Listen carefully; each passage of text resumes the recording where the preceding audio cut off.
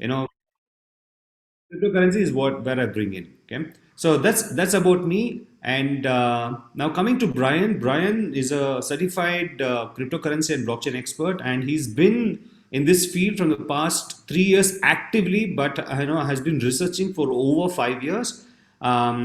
Approximately 7,000 lives have been changed because we have guided the right way to invest. Okay, that's what Brian is, and I have tied up with him, and we are jointly doing together to make sure our visions kind of collide and collude and actually create massive successes for Indians, especially. Okay, so without further ado, Brian, over to you, my friend. Welcome, and I hope we're gonna take this session very well for everyone. Thank you so much. Yes, thank you, Vivek. Very good morning to all of you. Can I have the host right so that I'll be able to share the screen? Yeah, Parsh or Abhilash, can you make Brian and me co-hosts, please, on Zoom? Sandeep ji आपको ये करना होगा.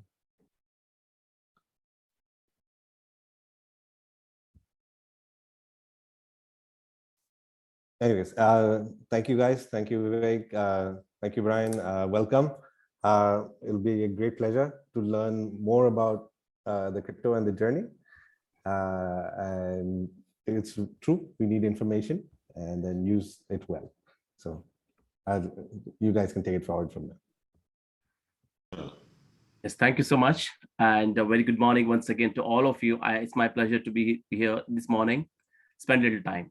And let me tell you, this session is going to be very basic, trying to understand what is cryptocurrency, what's a blockchain, how does it work, basically the use cases of the cryptocurrencies. That's what I'll be able to speak.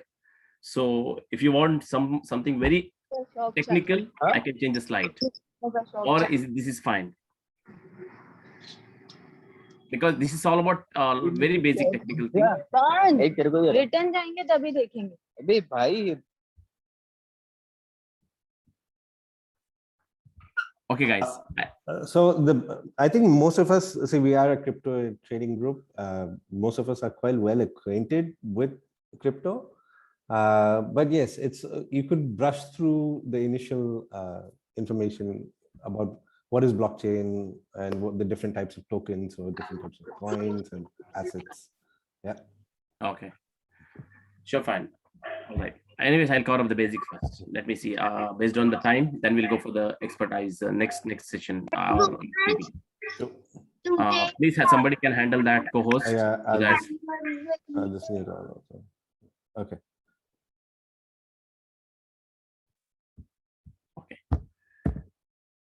All right, I'm sure you all of you have come across this evolution of the money, basically. And it started with the barter system, then went on gold, metal coins, paper currency, and plastic cards, electronic money. Today, here we are today with the blockchain as well as cryptocurrencies. But nothing is new here. It's all about P2P system, which was introduced thousands of years before. And same P2P system is a model of today's economical foundation right now, I can say.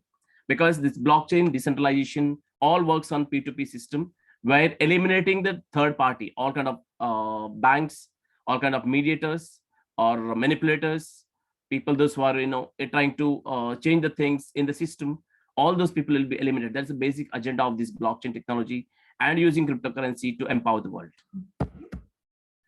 So basically, what is a cryptocurrency? According to me, cryptocurrency is a digital gold, the cryptocurrency is an asset, and cryptocurrency is a global currency, I can say. But in some country, it has been like El Salvador, it is considered as a global currency, or it's a legal tender in El Salvador. Whereas other places, it's only asset, and some places it is not an asset, it's not a global currency, or not even it cannot be. It's not even tradable asset, in fact. But in reality, the cryptocurrency is a digital asset designed to work as a medium of exchange, basically, that uses a strong cryptography to secure financial transaction and verify the transaction of asset. And verification of transaction of asset, or every transaction that is verified, they are called the people those who do that are called miners, basically. And we know that they are rewarded. Every transaction that happens between you and me is verified by the miners, and miners get paid, okay, in small piece of cryptocurrencies or a Bitcoin, whatever the blockchain they use and verify. So we are all aware, I'm sure that everybody know that the first currency, the cryptocurrency in the world is the Bitcoin. Okay. And most of us heard about the negative of the cryptocurrency today, and especially in terms of price manipulation, in terms of huge dips in the market that happens, in terms of devaluation and all that. But in reality, if any investors looks for in cryptocurrency or Bitcoin for the long time of investments, I don't think they will lose the money. In fact, provided they find the right entry point and right exit point to take a profit. In fact, okay. But as the graph itself shows, where the Bitcoin started with no value today, and we are here today more than nearly 60,000, or we already crossed 70,000 recently, right?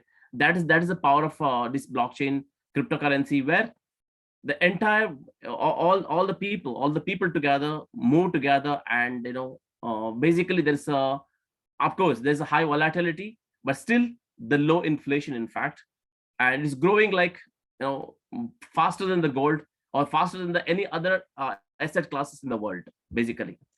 So it's not totally true that cryptocurrency or investment in cryptocurrency is going to lose the money. Rather than, I can say, the investment done in the cryptocurrency or Bitcoin, which is systematic or with knowledge, cannot be those people will not fall into these kind of traps, or those will not fall into this kind of segment. Okay, they stand unique and they are the winners. Especially if you take MicroStrategy, these are one of the biggest holding firm or cryptocurrency investment firm I can see today, with lakhs of crypto Bitcoins which they own. Not only Bitcoin, they also own other type of cryptocurrencies, where they are the early investors in initial coin offerings in major blockchains, or they are very strategic, in fact. So today's Bitcoin price, already I have told you, will not discuss this, call all of basics. Okay, so how to use the cryptocurrencies basically, or Bitcoin basically, and how simple it is, easy it is. Just never did the transactions. I'm sorry for interrupting. Is everyone able to? Are everyone able to view the slides moving? I'm able. I was just about to say that the slides are not changing. He has to share his presentation PPT, the slideshow, rather than the PPT. He may have to reshare his screen. Or he can scroll down. You can scroll down on the. Let me reshare. Can you see now? Yes, we can. Okay. Thank you. Thank you very much. Yeah. See, using cryptocurrency, blockchain, Bitcoin is more simple, easy, and secure, in fact. And hope all of us, we have used the UPI payments, online payments that we are doing. And only difference between online payments, mobile banking, or UPI banking and cryptocurrency is very similar and easy. Basically, in a cryptocurrency address, what you can see here is that this is the address with the hashes, numbers, and all together, alphabets, all together makes a address. Okay, which is basically it's written on the cryptography. Okay, I will touch base that later. And in the UPI payments, we use the mobile number as the address. Similarly, in our online banking, we use a account number. So that simple it is. It's nothing like my friends. You don't get complicated when it comes to transferring the fund, receiving the fund. Only thing is that if you have this address of your blockchain, your wallet address, a particular coin, you can transfer, receive funds from any part of the world. So second part use case of this is the buying and selling the goods, especially countries like UK, USA, and other major Eastern countries, where this blockchain cryptocurrency are widely used, in fact, to buy even the cars, to buy real estate properties, to buy any other thing use of money. Even recently, yesterday onwards, even eBay is trying to explore the cryptocurrency and add it to their blockchain, system, the online system. In fact, Amazon is already coming up with that, basically. And I think in US, it's already just beginning. And people are like companies like PayPal is actively explored in UK. Basically, they already given the payment system for people to use that. So these are some of the examples that I can say. The major companies are getting into it. That means that there's a huge potential when it comes to marketplace, e-marketplaces, or online platforms. It's a high time to get into explore that blockchain technology and cryptocurrency to increase their profit, increase their sale, increase their revenue, and look it for take their business forward for the longer time with consistency and more profitability. So third part of this, many people do not do that. So how to increase our, whatever the coins that we have, how to increase that value over the years without even trading, without even doing extraordinary things, yeah, it's the only way to do it, put it for staking. There are many platforms like Binance or Vajirax, and there are so many platforms, okay? They're giving the facility of staking, which is equivalent to, means that it's a deposit in layman terms for us. Basically, you need to just give your cryptocurrency to them so that if you put it for fixed deposit or stake it, they will give you a percentage of cryptocurrency extra additionally. That starts from 10% or 5% to 200% plus, which is really something different where people don't realize this. This is a hidden treasure, I can say, in the field of cryptocurrency, where any person who has no knowledge also can make money. Even if you don't know how to trade, also can make money by putting it for staking.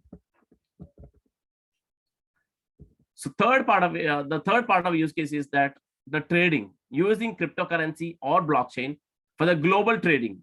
I'm not talking about the trading cryptocurrencies, basically, that also part of it, but trading and doing the business globally by using cryptocurrency. In a fraction of a minute, you can send along with your PO or along with their PO, you can receive the payment or send the payments so that the transaction of your trade happens quickly, faster.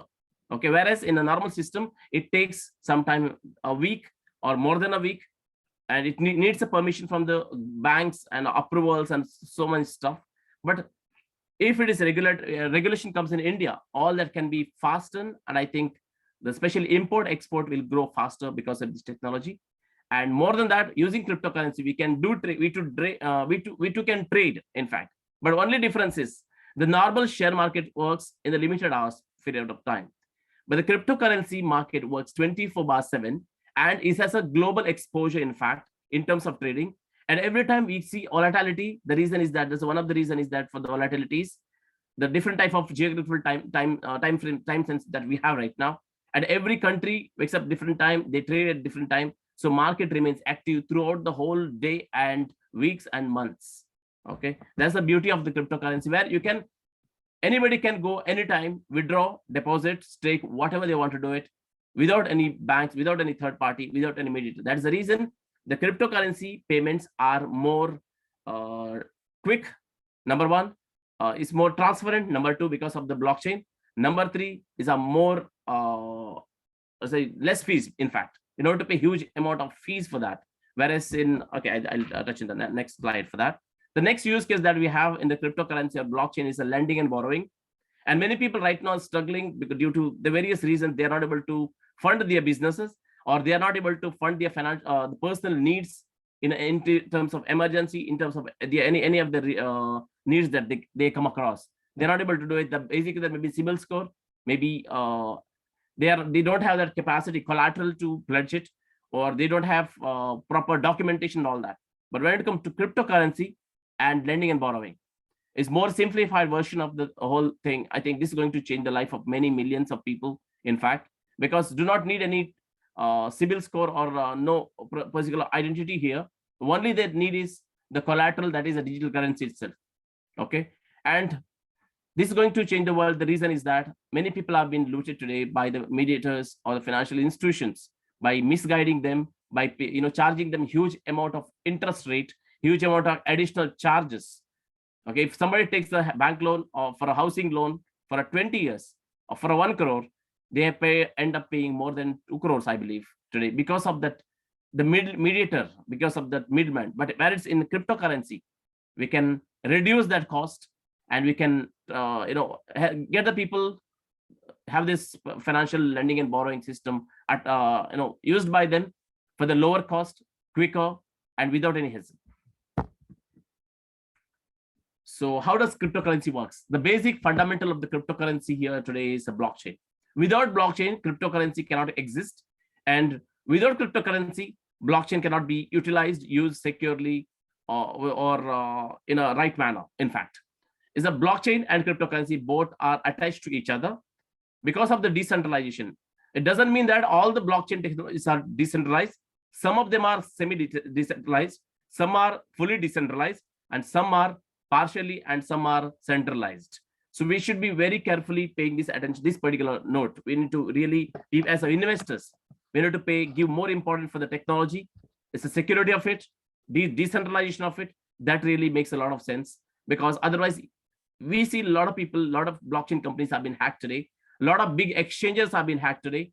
Billions worth of dollars have been robbed, And recently, if you really remember, the hack that happened on the Matic blockchain, or else Polygon blockchain that happened on even in the other platforms. Okay, even decentralized platforms are hacked or attacked, and billions of dollars were lost. So, as the investors, I suggest to give more importance for the blockchain technology, is security and all those kind of things, rather than just looking at the income part of it, or revenue part of it, or return on invest part of it. Okay, that matters, of course, that matters, but still the more important to securing our capital. I believe every investor want to do that. Without securing our capital, if you want to trade, if you want to do business, if you want to do anything, I think will not sustain in the market for a longer time, and we'll end up losing money. There's a reason the people with no knowledge lose money in the world, money in the market, basically because of this other reason, because they go each and every platform investing and using the platforms without having any idea how secure the platform is. Basically, when it comes to blockchain technology platform, I talk about two types of platform. One is the centralized platforms and decentralized platform. So let me name some of them. Now, if it is international exchanger, centralized exchanger basically is a Binance, is one of the centralized exchanger, even Coinbase. And if it is in India, almost most of the exchangers, what we have in India is a centralized exchanger, where the data, all the data of us, or all the things that whatever the control they have is on our money, is all that, those are the centralized exchanger basically. Whereas the decentralized exchanger called Pancake or Uniswap, Sushi, and so on, okay, DYDX and all that, those are the decentralized platforms where they do not hold or do not keep our fund with them, rather than we use the external wallets to secure our fund, or private wallets to secure our fund basically.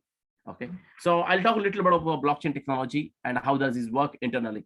So in the blockchain technology, we all know that blockchain is basically a data of a box which is interconnected, linked internally with the programs. That means every data blocks getting created on upon the transactions, okay, that is added to the new block on the blockchain is verified by the miners, and that's the reason it is secure. So just let us look at this picture. Number one, when we initiate the transactions request, it goes to a pool of transaction basically, and the thousands of miners or nodes validator verify this blockchain on their network basically, and upon the verification or successfully verified transactions are added to the new block, and this is new block. The new block is added to a blockchain. Okay, and when this process happens, this particular transaction securely, successfully happens, and that becomes a part of a new blockchain. And once only funds will be transferred when this verification happens. If this verification do not happen, when mining do not happen, validation do not happen, our transaction are not successful, do not happen successfully, and it will fail. And in some cases, we may lose the fund, in fact. So next part of it is the inventor and existence of the cryptocurrency. So many people might have asked me personally, where is the Bitcoin company? Who is the inventor? Who is he? The beautiful part of the blockchain in cryptocurrencies, we do not need any mediator to run even the blockchain. Once the blockchain is programmed and network is created and network is being rewarded, they keep on running the entire network. Example, if you take a Bitcoin network, it's not controlled by anybody. In fact, it's controlled by or run by the mediator, not mediators, the miners, the validators, right? So that's the reason. And though all the validators are unknown, all the miners are sitting in the different part of the world, and they too act like auditor. Imagine we auditing every single transaction that happens between we and somebody. And imagine that's exactly is happening right now on the blockchain. Every single transactions are validated by so-called auditor. Those are the miners. That's the reason it's called very safe and secure. Okay. When it comes to person inventor, the Satoshi Nakamoto, he claimed to be a Japanese. His name, we're not even sure about this person's name. But this is how actually the media, or this is what the information is available online. And it's all about starting the purpose. Why?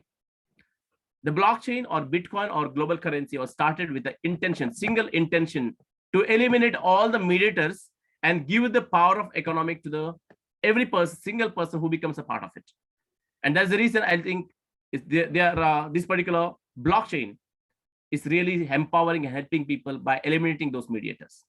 And basically, it is created with the vision of peer-to-peer electronic transfer system.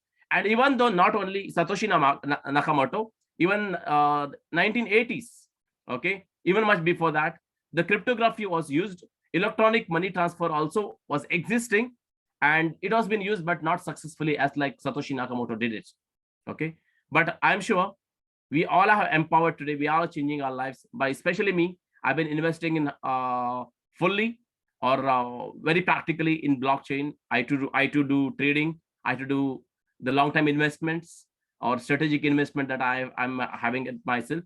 So I'm the one of the person who is empowered today. Okay, I can say the blockchain technology, Bitcoin, has changed my life by bring that brokenness to the new whatever the financial independence that I can experience. And this is the new avenue of investment. If still people are doubting about the blockchain technology and cryptocurrency, I think they need to get more knowledge. I think this knowledge is going to change our life, because I believe that knowledge empowers people. Knowledge bring out all of the confusion which is in our mind. Basically, if you give time to time in taking knowledge or gaining knowledge, it's all about the more you learn, the more you earn. Okay. All right. So what is blockchain basically? Now is the time of giving a small simple meaning of. Let us focus here. A blockchain, originally a blockchain, a growing list of records called blocks that are linked using cryptography. Cryptography is a programming language basically, which is where we write the codes or whatever the program that we needed for the blockchain. We use the cryptography as a main language, okay, as a decentralization, part of decentralization. Each block contains a cryptography hash, in fact, and the previous block are timestamps and the transaction data. That means every block that happens, every block is created, it has a data of previous block, so that if any person trying to remove the block, delete the block, manipulate it, it will allow in one extent, but it will automatically not change. It will copy the previous block information data as the right one. Rest all it will not, because it is not validated, it is not verified by the miners. And if any transaction done on blockchain, if miners do not validate or verify, it do not complete or do not successfully happens on blockchain. So what are the benefits of blockchain? Basically, the cost saving, as I told you. If you want to transfer 1 CR from India to any other country, it requires at least approximately 2% of it charges the 2%. It's approximately 2 lakh rupees. Whereas in cryptocurrency, if you're using cryptocurrency, you can do it in less than between 2,000 to 10,000. That is how the cost saving it is. That's the power of blockchain, and it happens quickly with fraction of seconds. Okay, especially any transaction that happens on Bitcoin technology can happen less than 10 minutes to 2.5 hours. The reason is that Bitcoin network is right now is becoming more slower, because millions of transactions are happening whole day. So there's one of this. And other blockchains are the solution. They are doing the transaction. There are some blockchains who are doing transactions called from around 4 to 11 transactions per second. Some are doing 1,000 transactions per second. Some are doing 100,000 transactions per second. And some blockchains are already started doing the million transactions per second. Okay.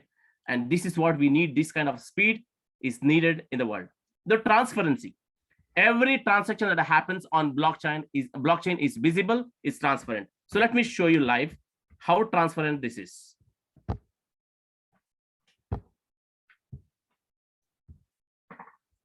So let me share the screen. Hold on, guys. So anybody can check this. So no more giving reasons for not happening the payments, right? Many people have this in our business. That happens. Ye ho gaya, already beja hai, mila nahi. All this can be escaped. Just example, I'm going to search in the Ethereum network. So any transaction that happen on Ethereum network, you just need to click on etherscan.io. All the transactions will be visible live right now. So any transaction that are happening on the blockchain right now, this is what I was talking about block, right? The new blocks are added with a sequence number. It's a continuation process. And there are thousands of blocks already created. So let us consider one, let's verify one transaction. So let me click on the first. You can see here this transaction is successfully happened, and it has taken a three block confirmation. One block means hundreds of transactions together called one block. That means such another hundreds of transaction, which consists of 3 blocks, have verified this particular transaction, in fact. Okay. And you can see the same address I have mentioned other day, just before I start, I told you this is simple. It is very simple, just like mobile number. Here you need to have a blockchain enabled address. Okay. On Ethereum, it's always start with 0. Okay. Now you can see this is from who has sent to whom, and value to send $286. This is the charges they have charged, and this transaction is successful. Okay, this is transparent. And if you put example, let me show, if anybody want to send something, if you want to test after 100 years, if you search in the this particular transaction box, how much the currency is that and how much the transaction happened on that particular address, we can cross check any transaction even after many years or hundreds of years. Okay, nobody can delete this transaction ever. Okay, because it's verified by the miners. So you can see this particular blockchain address is used only 2 times, and you can see all the details to send to from where to here. Only thing is that the identity is unknown. Okay, identity and nobody can disclose. Other than example, I always tell people to not to have much investment right now, since because of the regulations. Okay, better to invest safely in international exchanger, because premature technology development that happened in India, especially in terms of centralized exchanger that having, they have all the access to all our data, and there are chances of even security issues that are happening. Okay, so I just avoid such kind of transactions happening on blockchain, especially in my account. I do not use Indian exchanger much. Okay, because of the prematurity and other things, regulations which are not clear, in fact. So let me continue sharing my screen and continue the session. Hope you're liking it. Should I change the slide, or is it you are able to learn something? Hope it is not repeated. You are some people, at least I'm sure, able to get the idea. Shall I continue? Yes, please. Yes. Okay. Thank you.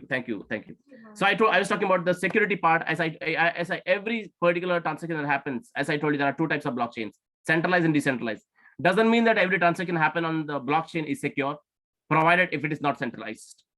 Okay. If it is that particular the blockchain you are using is centralized, that means transaction that you are doing or the funds that you are keeping on that blockchain is not secure. In fact, in reality, where they can just pick up your fund, or they can just devalue your fund, or they can take away it, because they are completely controlled. Your wallets are controlled basically. Okay, so always prefer decentralized exchanger. My suggestion: always prefer private wallets to keep your funds safe.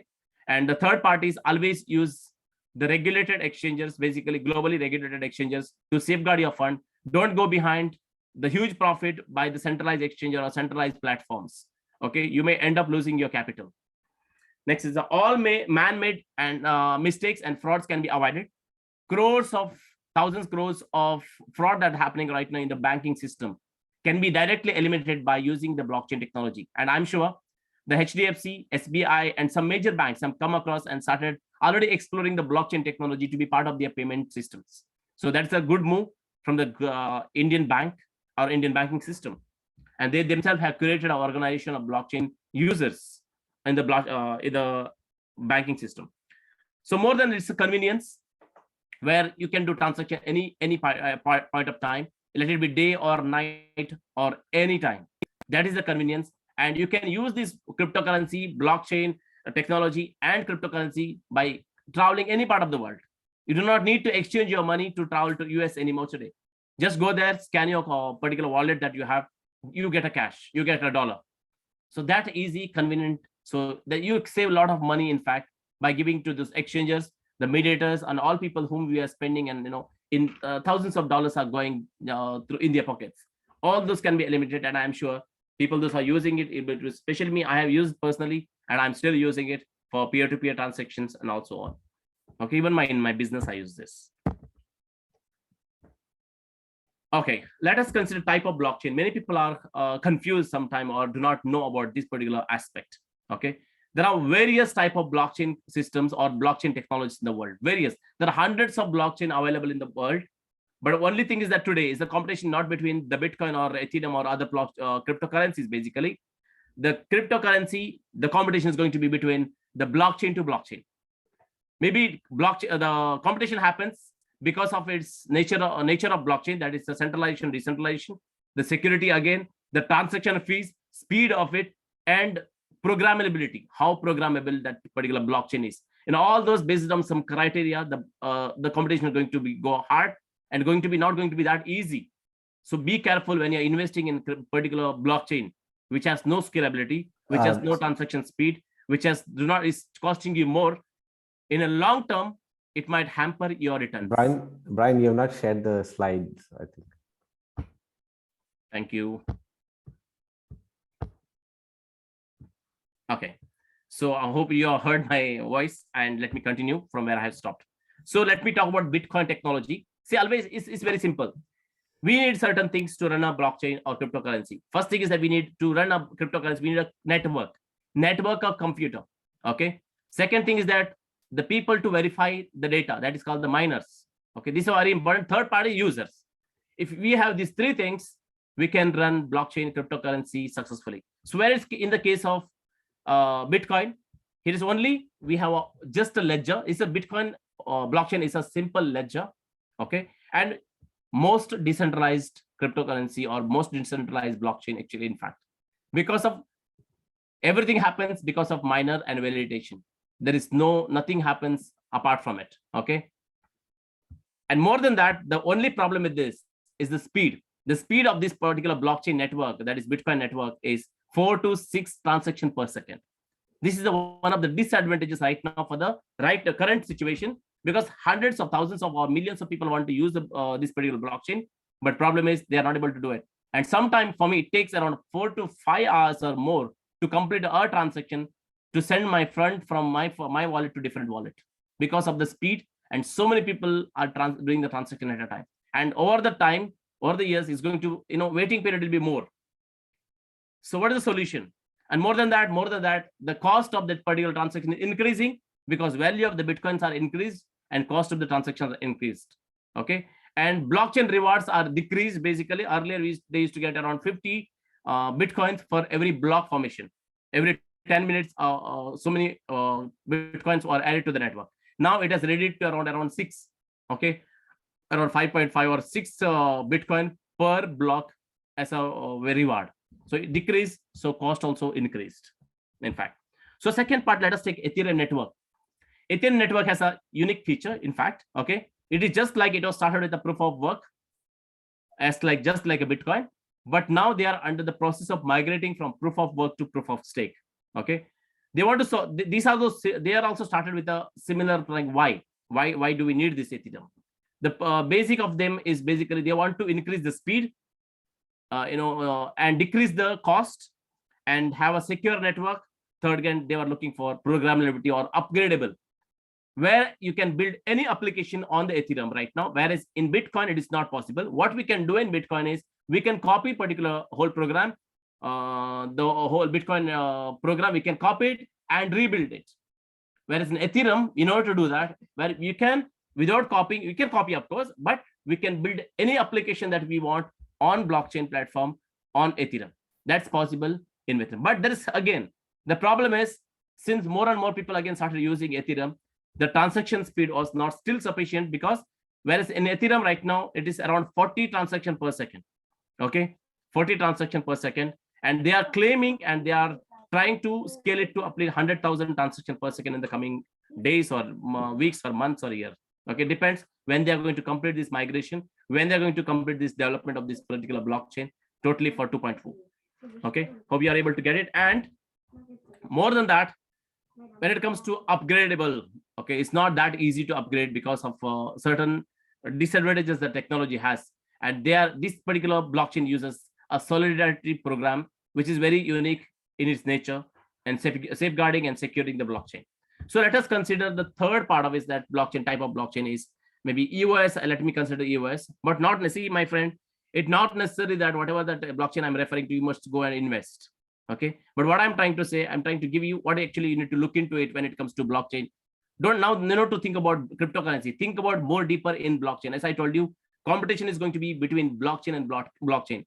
The whatever the blockchain is going to have a potential profitability or potential way to grow, that going to win, and rest are going to slowly devalue in nature, or maybe they're going to lose the demand over the years, because especially Bitcoin, if it is not upgraded for the next level, our investment might be negative. What is the time right now? I just want to check the time. It's 7:47. Okay, another 15 minutes. I'll try to cover up the most of the things. Brian, just another thought. Do you want me to cover 5 minutes on the taxation? Yeah, sure. impact of- I'll give you 10 minutes. 5 minutes. 5 minutes. I'll We'll, finish in we'll next use 10 minutes. 5 minutes for Nikhil to talk about policy as well after the break. Okay, so I'll try to finish in next 5 minutes. So let us look at another type of blockchain technology that I'm explored. See, these are the blockchain technology explored by me personally and used by me personally for my best returns that I can say on the investments. Okay, even Ethereum I use Bitcoin, but I've reduced it now. I'm almost trying to shift all my whatever the investment that I have from Bitcoin to other type of blockchains, because I believe in technology rather than cryptocurrencies. But because investing on securely on blockchain is more safer than thinking about only cryptocurrencies growth momentum, and because of there are a lot of market manipulation happens on the cryptocurrency, not on the blockchain. Always remember this. Okay, so for me, the fundamental for investment is blockchain, is usability, is scalability, is programmability, is security, and also on whatever that I mentioned some of the point. That is I pay more attention and I give more importance for that before I invest in those kind of blockchain. So let us look at this. The next part is the Hydra 7 is one of the blockchain which is launched in this year in the beginning month of January. Please share your screen. Okay, it has a very unique feature than all other blockchain. That is the GNP technology. Again, Brian, the slides are not moving, so you'll have to get to the presenter view, maybe. 1 second. Let me share once again. Sorry. Stop sharing, and then once you activate, yeah. Can you see now? Yes. Yeah. Thanks. So this is one of the unique technology that I have come across, the Hydra 7, where there's one feature is very, very, very unique, and that has made a lot of difference in this blockchain. That is the data compression. The GNP technology is a patent technology in US. Okay, it is this particular technology, GNP technology, invented by one of the ex-NASA scientists. Okay, and this particular option, the GNP technology, is used in the Hydra 7 blockchain to compress the data blocks. I told you it's all about data. It's all about blocks. The future and present is all about data, my friend. Data management, data handling, data using, however they want to leverage the data, and all that matters. So similarly here, data compression is reduced from terabytes to megabytes. Example, 10 terabytes data can be reduced or compressed to 2 MB or 3 MB or 5 MB. That much, that's how we can compress using this GNP technology, number one. Number two, you can send this particular the data using satellite without using internet and any other type of platforms. That's simple and easy. And when this particular technology is used on Hydra 7, which compresses the huge block size into small, which facilitate the transaction very fast. And that is the reason Hydra 7 is able to, okay, and they are claiming that this particular Hydra 7 is able to do the transaction or have the transaction at approximately 5 to 7 million transactions per second. And this is going to be a game changer, because this reduces the cost to almost 99% down from the rest of the blockchain. I think these are the very main key features: reducing the cost, increasing speed at the current situation. Imagine there are 70,000 transactions happens per second. Transaction happens on Visa alone, Visa network, the ATM network I'm talking about. So imagine type of the amount of transaction speed that we need for the global adoption of the blockchain and cryptocurrency. Right now, not even 10% of the people have adopted the blockchain or cryptocurrency into their portfolio or into their as a part of their system. But still, there's a huge demand, there's a huge growth. And today, if you really look at the total valuation of the market, let me share the screen again. I'll try to finish in next 4 minutes because there's a lot to share.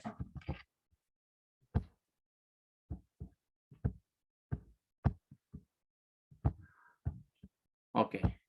If you click on CoinMarketCap, those are new CoinMarketCap. I'll also paste this link in the chat box, okay, to make it easy for you all. Okay, if you click on CoinMarketCap, if you see the entire valuation of this particular cryptocurrency, okay, it's huge, my friend. But always remember, the Bitcoin is not only cryptocurrency.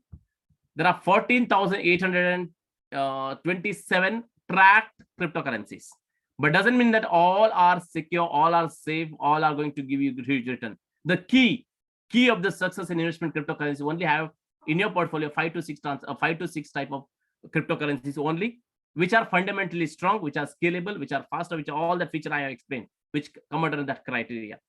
Okay, that is the key in success. Otherwise, people are going to lose money. Of course, they'll make money, but they'll lose money because of this particular reason. But if you really look at that total market cap, it's approximately $2.6 trillion today. And if you really look at the 24-hour volume, it's in billions, right? So imagine, I think Bitcoin or cryptocurrency, the total market cap is going to take over the other type of market right now. The money, whatever that we have in the world, is going to slowly overtake. Right now, it is, I think, on third spot, and slowly going to maybe overtake the main market itself. Okay, in the coming days or months or years, you can see that. And another key here, I think, since I don't have time, I think I'll get back and I'll try to finish it here. Maybe next time again we'll catch up possibly.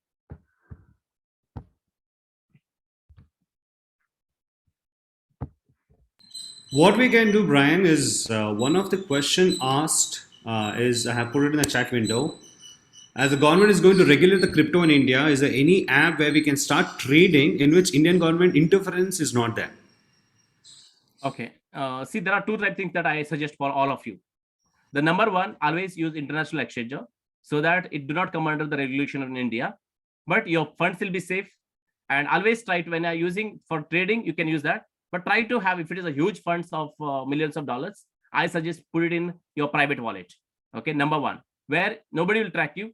But always remember, investing, what can happen in invest in Indian exchanger. So your KYC is given in Indian exchanger, basically. And the address that you are sending to, the money you are sending to Indian exchanger, right? It carries the address. As I told you, if you put an address, we can find out from which exchange it just sent to. And government can go to that exchange and ask the details of that particular thing. It's very transparent, of course, but since it is not regulated totally, I believe that, you know, investing in or trading in international exchanger like Binance or Coinbase will be more safe and easy. Centralized exchangers.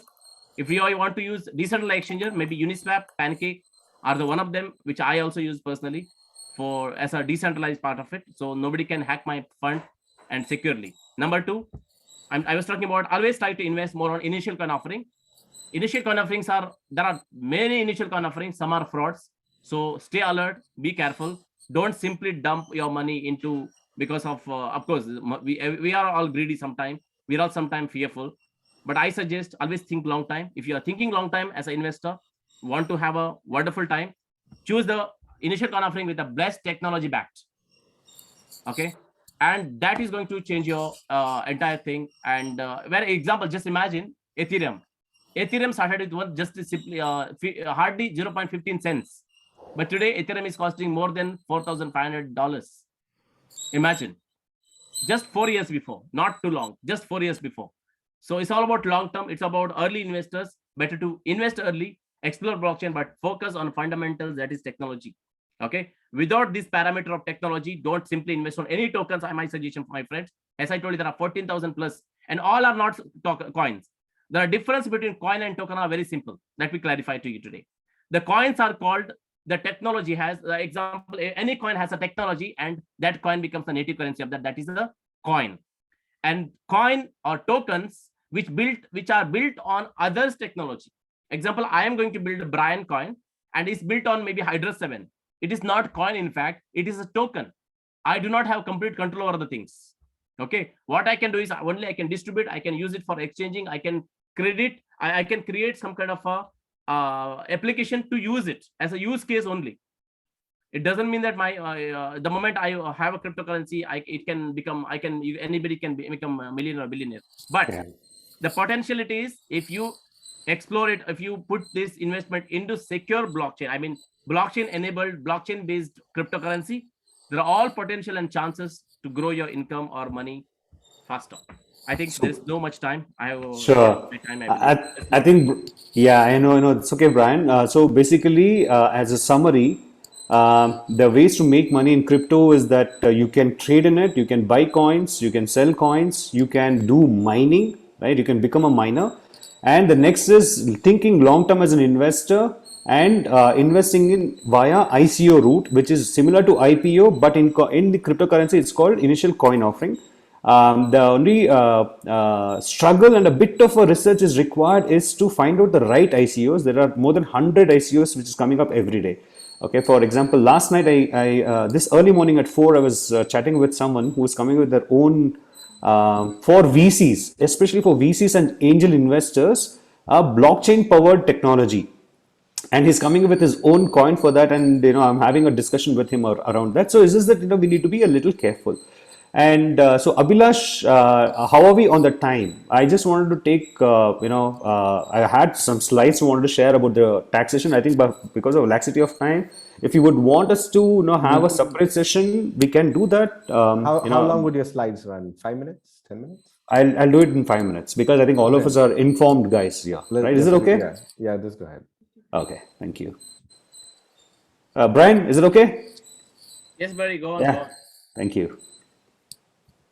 Okay, I'll make it quick. The thing is, before we begin talking about everything, remember, because regulations are in place, because whatever was in a restriction mode, the way the government was thinking, now it's all coming into regulation. And when we say regulation in terms of not for people like us, it's for, because people are many other, there is a lot of unclaimed funding, terrorist finance and many things that are actually getting routed through crypto. That's why government wants to regulate. And because of this regulation, Indian taxation structure, which is a direct tax and indirect tax, income tax as well as GST, they are also bringing in the regulations together for it. And in our, as part of expert view, all of us together, what we feel is that by February or March latest, we will have all the information which will be about clarity about the taxation. However, based on some analysis, what we can tell is today, as we speak today, it's still vague and indeterminate on what the impact of taxation on such assets. Okay, is crypto taxable? What transactions in case are taxable, and should I also pay GST? Are the basic problems which I will try to address here. Okay, first of all, any income in India, in whatever name, in any source, illegal, legal, doesn't matter. Income tax department says you earn money, you better pay tax. So yes, it is taxable. It has to be paid if a person has earned income, doesn't matter the legality, and GST may be imposed. As investors, the GST that we will be exposed to is similar to how we transact through stocks and shares, right? Where we pay service charges to the exchanges. We will pay the security transaction tax, and on that there will be a portion of GST that will be imposed, right? That is the exposure that we might have. But if at all if you are thinking of creating your own exchange, for exchanges, the GST impact will be a lot, mainly. Okay. Now coming to again, you can do trading on a daily basis where you will earn money. So on that, it might be how we define as speculative income, and then investing long term, so it will be a capital gain. Business income is wherein, let's say, as what Brian said, if at all he and me come up with our own coin and we use Hydra 7 technology and we use this coin for transacting for our business. Say for example, someone wants to take my financial fitness assessment, I charge them $1,000, right? And that $1,000, if they're paying in my own currency, that means I'm using this currency as my business income, right? On that, the business income will be there. And then finally, as a mining, okay? Let's understand this. In case if you're using this as a currency or for buying and selling coins on trading, that impact would be, it will be reckoned as a business income or speculative income. The tax rate would be as per the normal slab rates or some special rates in case if it's a speculative income.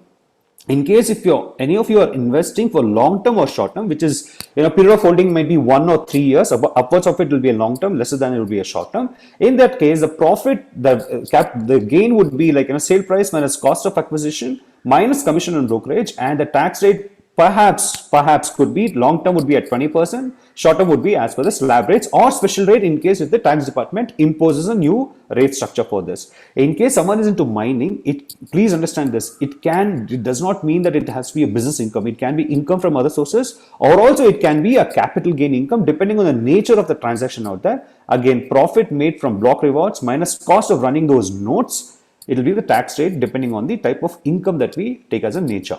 So current status is the moving from restriction to regulation. Issue of taxation classification is under discussion. So here the most important thing is classification. Will the cryptocurrency will be classified as an asset or will it be classified as a currency? Because depending on the classification, the whole gamut of the entire tax structure will change. Okay, I'll not go through this GST because there is a lot of report that is given by the Central Economic and Investigation Bureau and Central Board of Indirect Taxes and Customs, claiming that 7,200 crore rupees will be the impact of tax on GST itself. But anyway, that's just for this thing. Again, it all depends on how they classify that. But let's understand this: US tax regulation also is still too ambiguous on classifying crypto assets. And there is the NFT portion of it in the crypto world. Basically, let's say now this particular recording, 5-10 seconds of what I'm saying, I can convert it into my NFT asset and sell it on NFT websites. IRS, that is the Internal Revenue Service in the US, they're seeing that NFT as a tax evasion threat. But many crypto experts disagree. So it's like a revolution and a new war of sorts. The best thing is we can all actually be informed and smart investors and make good money by being part of the ICO process is what we recommend. Initial coin offering and with a strong technology backed futuristic blockchain technology is what we have, which we suggest. We do not recommend, which we suggesting. Sources of this information is Economic Times, NDTV, Reuters, personal analysis by myself and CoinCrunch.in. Again, conclusion is that investors and spectators will need to wait for crystal clear clarity. Disclaimer is solely for educational purposes, in no way considered as a buy-sell recommendation. Please consult your investment advisor before investing. Okay, thank you. That's all. This is where you can get in touch with me. Connect at vivekgangadhar.com. My number is 9740055 and then I say James Bond 007. Okay, that's my number, and you can take a screenshot of it. And Abhilash, I'm done. I think I'm done within 5 minutes. Thank you. I hope that's okay. That was really quick and a lot of concise knowledge. Thank you, Brian. That was a great insight into crypto, a lot of information. I liked how the point you went from miners, MicroStrategy, you started talking about staking, rewards, etc., centralized, decentralized. It was so much information. I think we might have to do a second session if people who would like to learn about these things. There are a lot of articles online. People who are interested can also read on their own. But if everyone requests, we can always, if they're happy to come back, we'd love to have you back again. So there are a few points like Visa transactions, and I think these are things a lot of people didn't realize, that Visa only does 1,700 to 20,000 transactions per second, whereas some Hydrus is now looking at 1 million transactions per second. Potentially could overtake something like a Visa or MasterCard, etc. And thank you for the knowledge on the taxation. Can people call you if they need consultation on the crypto tax? Okay. Of course. So what I'll do is I'll also put in my number, and any question you have, let me be the single point of contact. Where I'm not able to get the right answer, I'm going to rope in Brian and we're going to get you the right answers for you, sir. So there are a few questions. I think I think let's do Nikhil first. Or would you, so Raviji, should I do the questions now or should I do first Media Nama first? Up to you, sir. Up to you. Okay, because let's do the questions and then we go to policies. Is that okay, Media Nama? Yeah, okay. So one question asked in the group was on how to get on apps and exchanges that gets out of the government purview. Is there any insight that you guys would like to add, Vivek or Brian? Some people said KuCoin. I know KuCoin does not need KYC, but you did mention it's not secure. And there's P2P as an option, and then loading on to other exchanges, decentralized exchanges. Vivek ji, Brian ji, what would be your insights on this? Okay, especially right now, let us look at the problem situation right now in India. See, people, there are a lot of panic is being created, by the way. But let me tell you one thing is very clear. people, those who are already supposed to invest, the big angel investor, big investor, politicians already invested in millions and billions. Okay, now all that they want to buy more basically, and they want to pull out the market down. If you really look at that other day's crash happened, only Indian market was down, not the global market.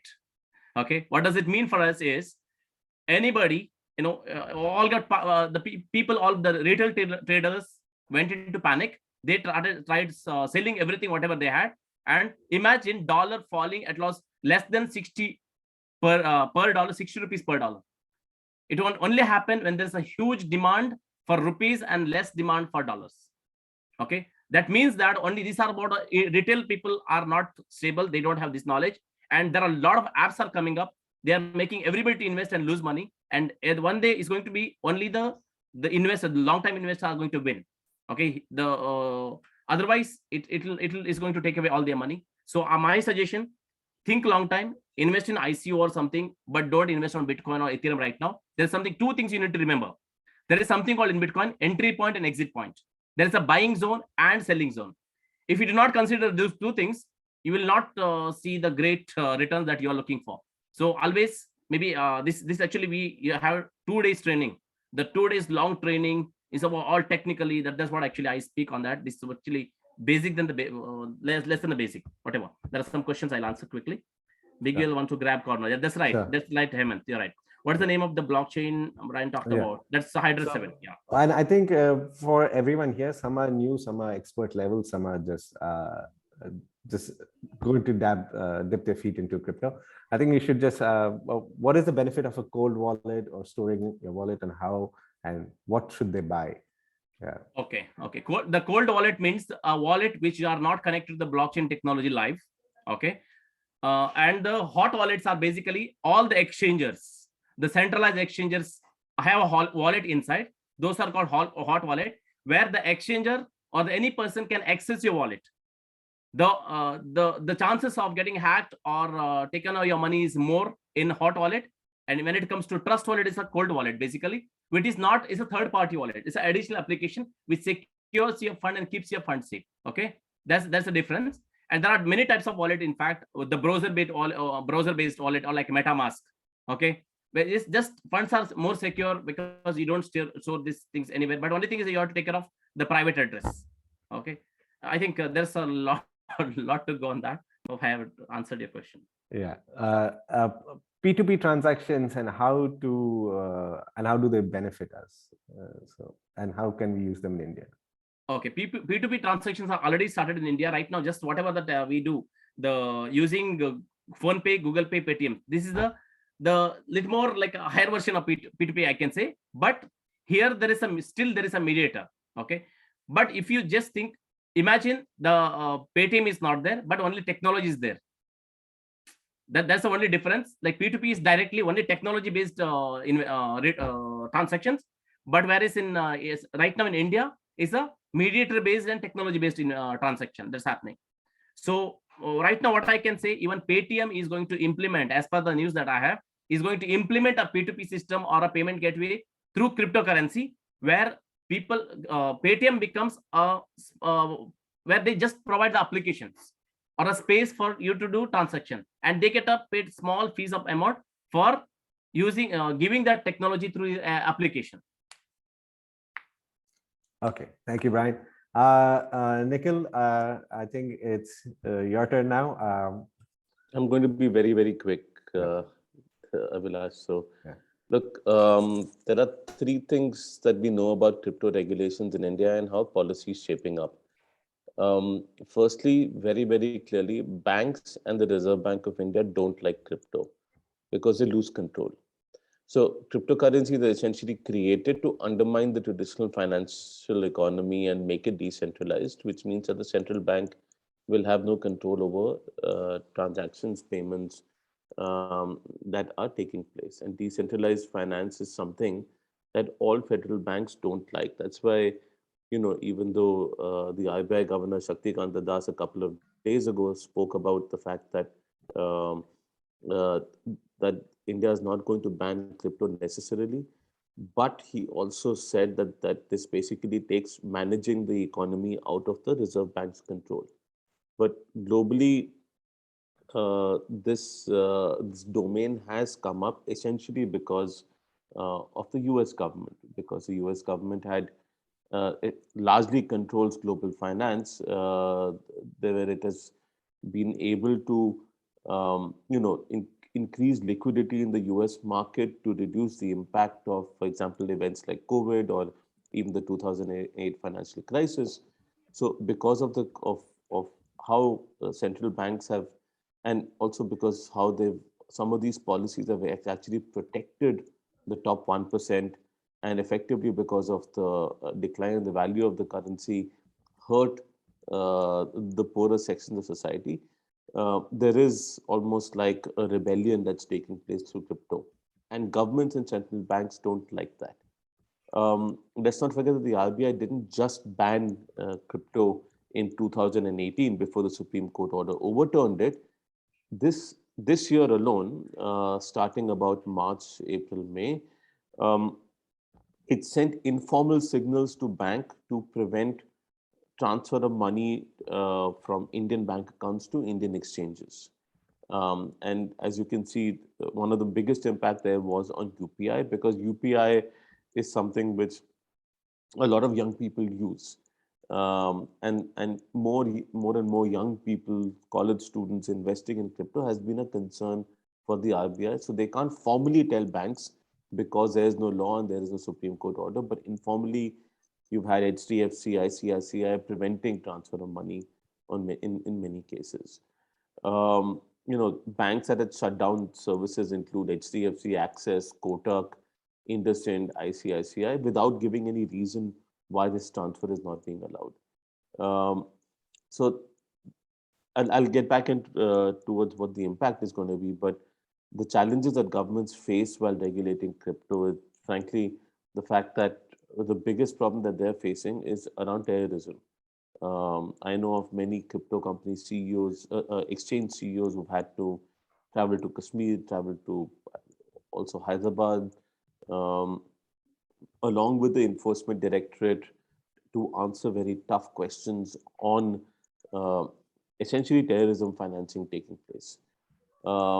It is also, the enforcement directorate has been very, very active and actively engaging with some of these exchanges. And money can be transferred from anywhere without any particular regulatory oversight or controls, or even tracking that is possible. Tracking is possible, but the Indian government doesn't have that ability or that mechanism to track this money. The other is that very clearly, and as we know, cash is being converted into crypto. Of course, there is a trail, but most people don't realize that. And taxation has been a serious concern because it largely depends on voluntary disclosure right now. Because unlike in the stock exchanges, there is no regulatory oversight over these exchanges. So tax evasion is a legitimate concern. Um, the other is around speculation, as Brian mentioned. There are many ICOs that keep cropping up, but many of these projects die, and many people have been lured into investing in them, and to just chase the hype. And so, consumer awareness, consumer protection is a serious concern. What's made things worse, especially over the last 3 months, has been unrestricted, just mad, crazy advertising from all sorts of exchanges. Um, in the IPL, then in the T20 World Cup, because of which more and more investors are now putting money into crypto. So, uh, because this is an unregulated space right now, the government has serious concerns, and it has had conversations uh, with with the exchanges to stop advertising. Many large exchanges have stopped, but many of the smaller exchanges are still running social ads because they need to raise funding and they can't scale without more users being involved. Um, in particular, what we've also seen is that the Prime Minister in Sydney, speaking about, I think a week or so ago, spoke about how there needs to be a global conversation between democracies around regulating crypto. So very clearly, he's not said that it's going to be banned, but he said that there needs to be a conversation which means they're open to regulating but not banning, but also it's an area of concern because of the money flow that takes place across the boundaries. Capital evasion, people leaving the country with their crypto um, in uh, in in a wallet, is something that concerns the Indian government a lot. And so, while you might recommend that don't invest in Indian exchanges, invest directly in US exchanges uh, because the Indian government doesn't have regulatory control, that's frankly, that is a recipe for disaster because they will catch up at some point and they will regulate harder because you are doing these things and because you're also advising people to do this. It's not that the Indian government is stupid, that it doesn't realize this is happening, but it will want to shut this down. Whether it can be shut down is another matter, but then you'll get regulations which are harder because people are doing this. So I would strongly recommend against advising people to avoid any kind of regulatory control in India because that control will come at some point in time in whatever shape and form. I think that's the hard part. The good part is that the Indian government also sees opportunity with crypto. India was late to the internet boom. US and China were early, they grew. India is now catching up. So we don't want to make any hard decisions or any rush decisions, although we are trying to make quick decisions to bring in a bill to bring regulatory clarity, but we also don't want to lose out on the opportunity in Web 3.0. The Modi government very clearly understands the importance of technology and wants to digitize rapidly. India has a lot of young, smart engineering talent, and in crypto, we can basically be early in the game and become world leaders in the space. So that's the opportunity they don't want to lose. But the more difficult you make it to track, the more difficult you make it to regulate, the more irresponsible behavior we see from players, the harder this decision will be from the government, and the harder the regulations will be. So, this is what I just wanted to say, that this is what the regulatory scenario is. Personally, I'm not expecting a bill to be tabled in this winter session of Parliament. I do believe that there will be conversations around this. There might be statements that are made, but even though it's in the list of bills that are going to be tabled, that remember that 20 bills in no session of Parliament have 20 bills been passed. So we will continue this conversation, but India is trying to rush through closing this out. Um, but a lot of decisions, especially around taxation, haven't been cleared.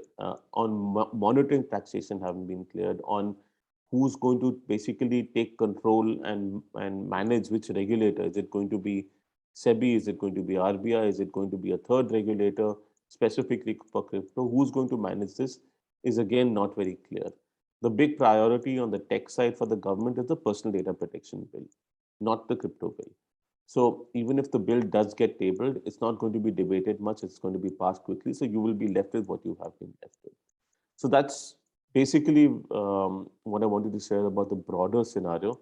We are hosting a call later today for our subscribers on various aspects. So for example, one, we're going to cover how governments across the world have approached regulation of crypto. So that way you'll know what to expect. We're going to give an overview of the draft bill to regulate crypto that came out in 2019, the Garg Committee bill, and what the Garg Committee and the RBI were thinking. What we're going to cover, what government-run cryptocurrencies look like. The digital yuan is an example. We're going to look at what investor protection norms can be created by looking at what's happening across the globe, because investor protection is one of the key aspects that the government's looking at. We're also going to talk about what's being said in government circles about crypto regulations and the history of, developments around crypto regulation. So you'll understand the politics of what's going on.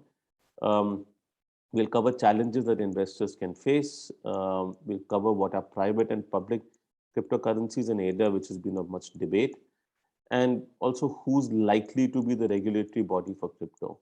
So that's a longer conversation. We're going to do it over an hour and a half, where we're going to present for about 30-40 minutes with and those slides will also be available later on. And then post that, we're going to have an open Q&A with our team that's been covering this for quite a while, looking at the space very, very closely, but more not from a technology perspective, but from a regulatory perspective, because that's our core. So I hope this has been useful. Please keep an eye out for this, for these regulations. And in case you're interested, please do subscribe and join our call in the afternoon. I'm just leaving a link over here. Thank you, Nikhil. That was very informative on the policies and on how and covering the speculative aspect of crypto and giving us insights as to what the government is thinking and how it's going to progress the bill, because a lot of people were worried about what's going to happen with the bill, and it's good to know that maybe it might not be passed, and or maybe they will do it in the next session. So it's good to know that, and that's something new I learned today. Yeah, Avinash, the challenge really is what shape and form it will take. So that the devil is going to be in the details. Yeah, and Vivek also had shared about the taxation structure. So there's so many nitty-gritties in, and I think it'll take our government also a lot of time to process, be it trading, be it long-term, short-term, blah, blah, blah. There's so many things to do. So guys, I'd like to conclude this thing. I think we overshot our time limit. Thank you, Vivek. Thank you, Brian. It was great having you here. If you guys, I think our team, GIL team will definitely contact you guys. Maybe we'll call you back again. And whoever needs to consult with you will contact you as well directly, since you shared your contact details. Please share your number again or an email ID again in the chat. I will request you so that if anyone missed it, they can get it now. Sure. Yeah. Raviji, would you like to say something at the end? Thank you so much, Vivekji. Thank you so much, Brian. Thank you so much, Vilasji. And thank you so much to everyone who has joined today. Together with all of you, there was a lot of energy in the room and a lot of information. And we are quite hopeful everyone will leverage this information. And we'll come back to you soon for the next sharing, because you have left us with a lot of curiosity. Thank you so much. Thank you so much from my side. All right. Thanks to everyone. Have a great day. Stay safe, invest better, make more money. Take care. Bye, guys. Thanks. Bye, guys. Bye, guys. Thank you. Thank you, Brian.